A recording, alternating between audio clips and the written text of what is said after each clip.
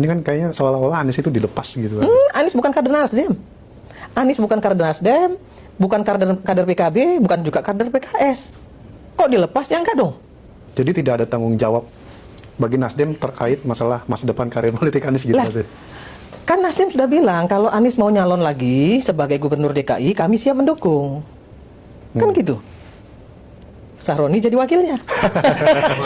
Masuk barang itu kan? Benar nggak sih?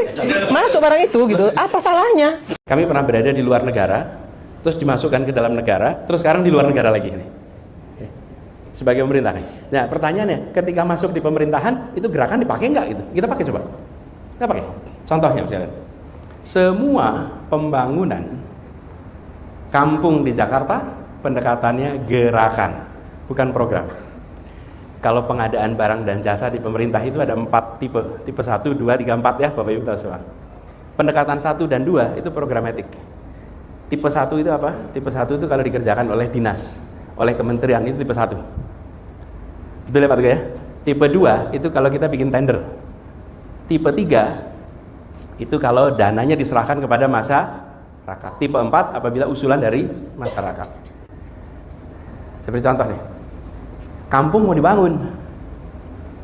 Yang selama ini dikerjakan di DKI adalah ada 200 kampung mau dibangun, bangun jalanan dalam kampung, maka umumkan ini sebagai tender, maka perusahaan-perusahaan itu akan tender untuk membangun. Apa yang terjadi ketika perusahaan tender bangun itu? Ya mereka tender, ini speknya udah disiapin di pemerintah, siapa pemenangnya mengajukan bangunan. Dan ketika mereka membangun jalan di kampung itu, warga di kampung itu penonton pembangunan jalan di depan rumahnya. Dia nonton aja, terlibat tidak. Yang tanggung jawab adalah kontraktor. Itu tipe 2. Ketika diubah menjadi movement, apa yang terjadi? Uangnya diserahkan pada ketua RW di kampung itu. Mereka musyawarah, kita sampaikan ini speknya. Ini ukurannya, kapan harus selesainya, sampaikan. Yang membangun siapa? Yang bangun rakyat. Uangnya diserahkan ke mereka. Apa yang terjadi ketika uang diserahkan kepada rakyat itu? Memang kampung kita jalannya bolong selama ini. Mendadak ownership atas perbaikan itu ada pada siapa? Rakyat. Ini dikasih uang negara. Dan apa yang terjadi? Semennya ditambah Bapak Ibu. Itu warga di situ, semua ikut. Kami nyumbang tambahan semen, tambahannya macam-macam. Apa yang terjadi? Hasilnya di atas speknya pemerintah. Kenapa? Karena semua merasa ikut memiliki masalah, dipanggil, terlibat, terjadi itu. Dan apa yang kemudian muncul? Kualitas hasil lebih baik. Selama proses pembangunan semua mau terlibat. Semua mau terlibat. Ya, kalau kontraktor kerja, tidak ada ibu-ibu di sana yang masakin buat pegawai yang kerja di situ. Benar nggak Mas sekalian? Tapi ketika ini proyek-proyek kampung, apa yang terjadi? Ibu-ibu di kampung itu masak buat siapa? Buat semua orang yang pada kerja di situ. Apa yang terjadi? Barang itu milik kami. Bukan barang itu milik negara dipasang di depan halaman rumah kami. Bukan. That's movement. Ini contoh nih. Kemudian satu lagi. Tapi kalau saya ceritakan yang satu lagi ini agak sensitif hari-hari ini.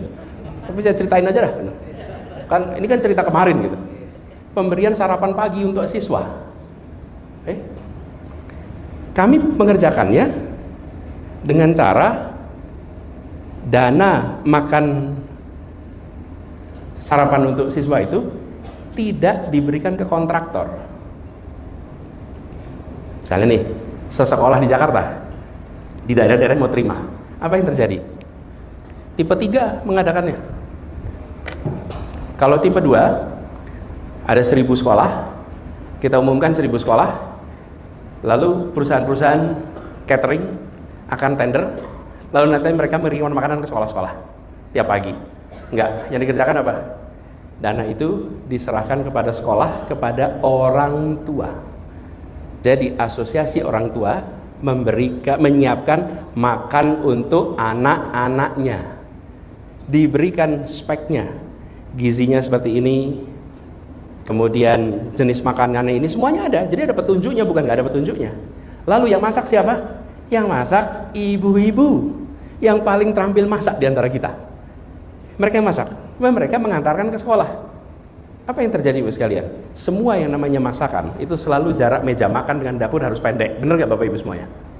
Semakin jauh jarak antara dapur dan meja makan, semakin banyak masalah yang muncul.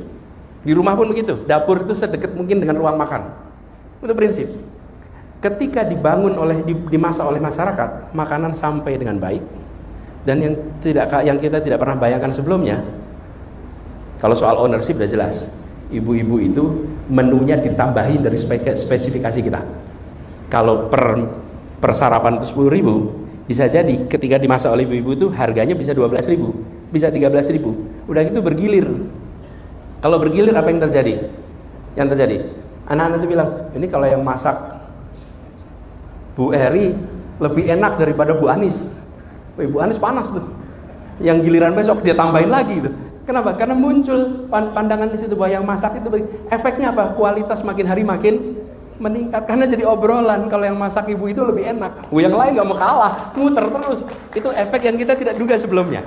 Yang dulu kita duga adalah ownershipnya pada ibu-ibu, dan ibu-ibu ini nggak akan ngembat lah uang sarapan buat anaknya. Nggak akan dia membat sama ibu-ibu itu. Kalau dikasih ke vendor belum tentu. Ini movement. Apa yang terjadi? Ibu-ibu semua terpanggil, dan apa? Inovasi di sekolahan muncul. Tambah ini, tambah itu, tambah macam-macam sepanjang jalan tuh. Kenapa? Karena kita tidak mendekati ini sebagai programatik, tapi didekati sebagai movement. Jadi menyelesaikan masalah dengan membuat merasa memiliki masalah. Nah, ini sekalian, ini dua contoh. Saya bisa berikan contoh lain, tapi nanti jadinya cerita masa lalu. Tapi ini ilustrasi saja bahwa kita harus mengubah. Dan kalau di pemerintahan, siapa yang paling nggak mau dengan pendekatan movement? Birokrasi sendiri. Di birokrasi kita merasa paling khawatir. Kenapa? Karena mereka khawatir dengan pemeriksaan BPK. Halo teman-teman, berjumpa bersama saya di Politik Dangi. Luar biasa sekali ya bagaimana Anies Baswedan ya ketika menanggapi setiap serangan demi serangan terhadap dirinya, teman-teman ya. Anies ini memang banyak sekali yang tidak suka ya, tidak setuju kalau beliau ini menjadi presiden, teman-teman. Karena ya Anies dianggap pemecah lah dan sebagainya.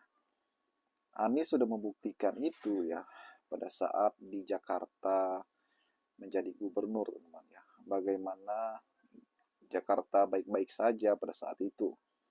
Anies mengatakan lihat rekam jejak dan sebagainya ya. Kali ini bagaimana Irma Chaniago kembali menyindir Anies, teman-teman ya.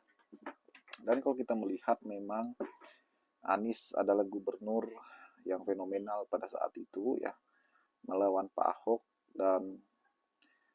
dan bagaimana hal tersebut membawa ia sebagai calon presiden ya, bahkan mengalahkan calon dari PDI pada saat itu, yaitu Ganjar ya. Anies mendapatkan 24 atau 25% suara, teman-teman, yang kalau dikalkulasikan itu sekitar 40 jutaan ya suara pada saat itu, yang hal itu membawa modal bagi Anies ya, simpati dari masyarakat, dan itu luar biasa. Apalagi saat ini Anies menjadi bagian dari oposisi ya, partainya ya saat ini juga sedang dibangun ya melalui gerakan rakyat yang masih berbentuk ormas ya. Anies dia kadang-kadang akan menjadi calon presiden lagi 2029 ya. Dan ini tidak lama lagi, teman-teman, sekitar 4 tahunan lagi. Jika Anies maju, teman-teman ya, ini akan karena nama Anies ini masih yang terkuat ya, berpotensi menjadi lawan atau rivalnya Prabowo di Pilpres 2029 nanti. Ya memang pertanyaannya apakah ada partai yang akan mendukung Anies? Itu menjadi pertanyaan ya kan.